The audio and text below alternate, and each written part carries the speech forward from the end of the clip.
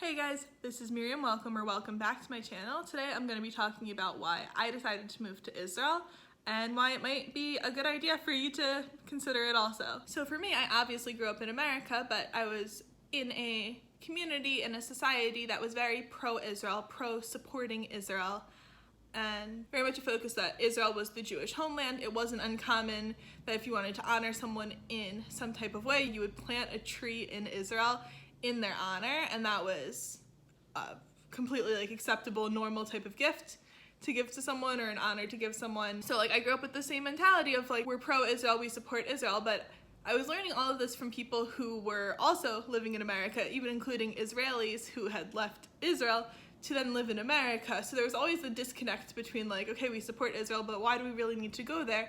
Until I got older, and obviously I had always been learning in Hebrew school about all of the different sites and historical relevance to Israel. I'd also been learning about the conflict and how sometimes it was safe there, sometimes it wasn't. And being the idealistic teenager I was, I didn't care whether or not it was safe. I was going to Israel. So at 16, I signed up for my first teen tour with BBYO passport, and I loved Israel. I fell in love immediately. I felt this instant connection with the land, with the people. It was just, I can't even fully describe it. Just I felt like I was at home, even though I was in a completely foreign country where I could barely manage enough Hebrew to order a falafel on the street and things like that. But it just felt home. It just felt right for me to be here, and I definitely felt just spiritual connection of the land. So then and there, I kind of made the decision okay, I need to spend more time in my life here. 3 weeks is not enough. But at that point, my frame of reference for what I could really do was, okay, so I'll come here for a semester while I'm in college. Okay, so then we fast forward to college, and I go on Birthright with Taglit the first summer after my freshman year, and I immediately follow it up with another program called Maor Israel. And even before I got to the second program, already on Birthright, I'm kind of decided this is where I need to be. Israel is the place where I can fulfill my purpose in life right now. College wasn't necessarily doing it for me. I needed something more.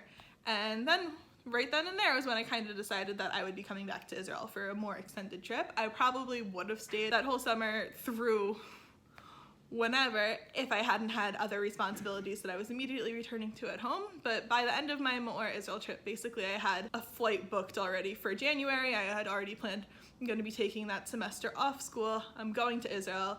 Come hell or high water, this is what's happening. That's what I did. I actually came and enrolled in a religious program in Jerusalem before I was even religious.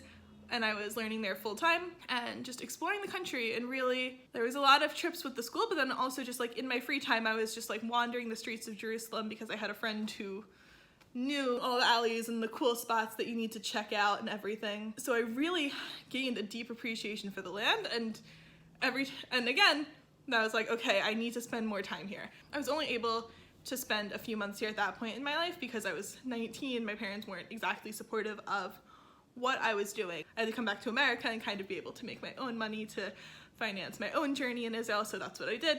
Went back to America for a year, then I went back to Israel, went back to the same religious school, just so I had my stable ground to live in, while also continuing to tour more, experience more, learn a little bit more Hebrew, but not really because I was in my little American bubble, which tends to happen when people are in Israel. And that was when I decided that, and that's kind of when I decided that when I got married, I wanted to be back in Israel.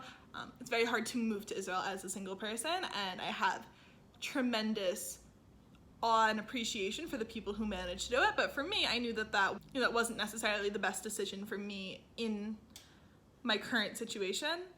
So then after the end of that, over a year, again, I went back to America for a year, ended up meeting my husband, and a month after we got married, here we are back in Israel because my husband also very much desired to live in Israel. His mother actually is Israeli, but he didn't end up visiting Israel till he was already in his 20s and fell in love then and kind of created his journey then, but also realized it would be too hard to make it here by himself, so went back to America to kind of get his life more or less started and said, okay, so when I have someone to move to Israel with, we're going. So that's kind of just the background of our connections with Israel. So I just think some of the main influencing factors that are why both of us kind of came to this decision to value living in Israel, and also just why I think it's so great to live here as, specifically as a young person, because that's my frame of reference, but also this could be relevant for many different stages in life. One of them is just culturally. First of all, you want to be somewhere that you're comfortable.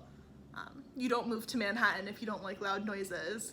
So just both of us had that like deep feeling of just like the spiritual comfort, the feeling of always being at home, even though we're in a completely foreign country where we don't necessarily speak the language. We're working on it, but again, very hard when you're staying kind of in your American sections of Jerusalem. Another reason is that Israeli culture is very frugal and simplistic. A lot of people live with a lot less here. I know maybe 2 or 3 people who have cars. People live in tiny apartments. You can really, like, it wouldn't be abnormal for someone to be living in like a 30 square meter apartment, which if meters means nothing to you, like it meant nothing to me before living here. That's probably about 2 parking spaces, I think. 2 regular sized parking spaces is 30 square meters. So you have people living in apartments that big. Nothing's lavish. You'll have 10 kids in a 2-bedroom apartment. It's not the culture for people to go out to eat. Most people do most of their clothes shopping at gemachs, which are like at thrift stores basically. The vacations are mostly just like taking a bus to go on a hike and a day trip, things like that. Everything's just much more simple here, and there's much less pressure to kind of one-up each other that you really do get in America. And especially I feel like at this stage in life you have a lot of like one-uppiness amongst people. So definitely living in Israel kind of just like kills all desire to overspend on things that you don't need just because it looks nicer, things like that. Obviously you still do things just for the sake of beautifying things, for the sake of looking nice, but it's just much different standards than it is in America. Another thing is just that it's so culturally diverse here. Because we're living in areas where it is mostly people that are foreigners, you end up with this huge blend of culture, also just like blending in the Israeli culture, and also just the huge influx of tourists, the huge influx of students that are constantly here. It is, like, they call it the meeting place for the Jews, but it's also the meeting place for a lot of other world religions. And I think it's beautiful to have that constant exposure to different types of people who were raised differently than me, people whose values are completely different than my own, and being able to learn and grow together with them. Another reason, this isn't so Israel specific, but just as a young couple, I think it's very important to move just away from your families and have that like time alone as a couple to kind of establish yourselves as your own personality, not reliant on your family, not reliant on friend groups of your past. Like, it makes a lot of sense in my husband and my situation because we weren't like in the same social circles before getting married, so it's not like we had like the mutual friend hangout, anything like that. So we were really able to just come to Israel and establish our friends rather than his friends, her friends, and things like that, which is also completely important. But it's really important to like kind of figure out your identity now that you're entering into this new stage of adulthood and trying to figure out what's right for your own family, and that might not necessarily be how you were raised. So you don't have to move across the world to get that feeling, but definitely it helps. The 7-hour time difference between us and our families helps a lot if we're having a crisis in the morning and we can't reach either of our families because morning time here is 3 a.m. in America.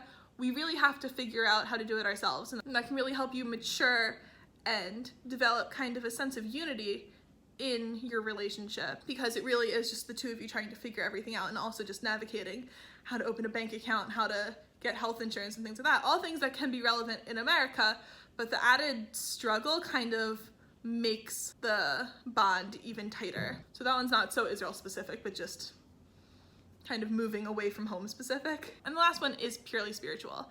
In our philosophical views of Judaism, there is something better about living in Israel than living literally anywhere else in the world. Like, not only are the hills higher, but the spirituality is higher. There is a closer connection with God, with Hashem, in Israel than you would get anywhere else in the world. And there is a mitzvah in the Torah for Jews to live in Israel.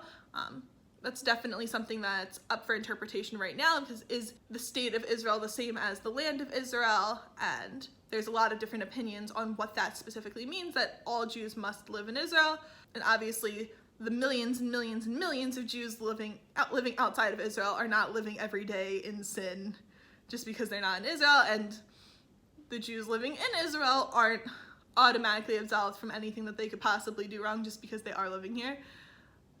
There's definitely things that Israelis can do wrong and Jews living here that aren't necessarily Israeli can do wrong. So just to like start off like our lives as adults and our marriage on that kind of spiritual high, we really wanted as just the basis for the rest of our lives. And again, like for when we start raising kids, to have them start off their lives on that spiritual high also. It's just something that we couldn't pass up on. Like both of us had been making decisions leading up to this point to not be so settled in our lives in America that this wouldn't have been a possibility. But then just in a practical sense, we have not made Aliyah. We are not legal citizens here. We're here on student visas for right now. My husband's in school.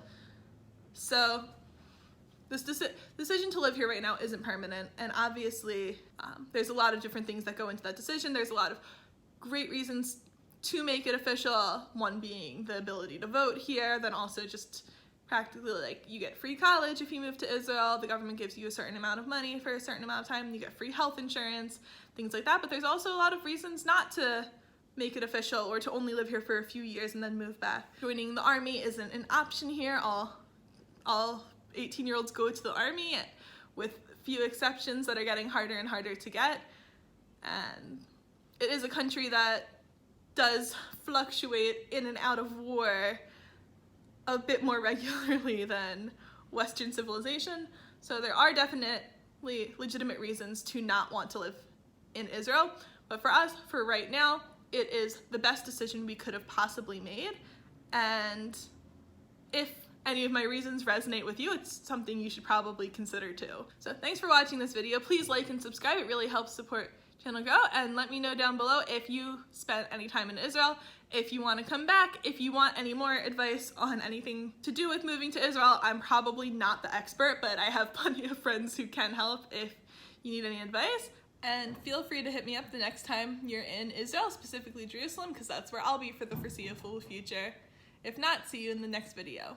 Bye guys.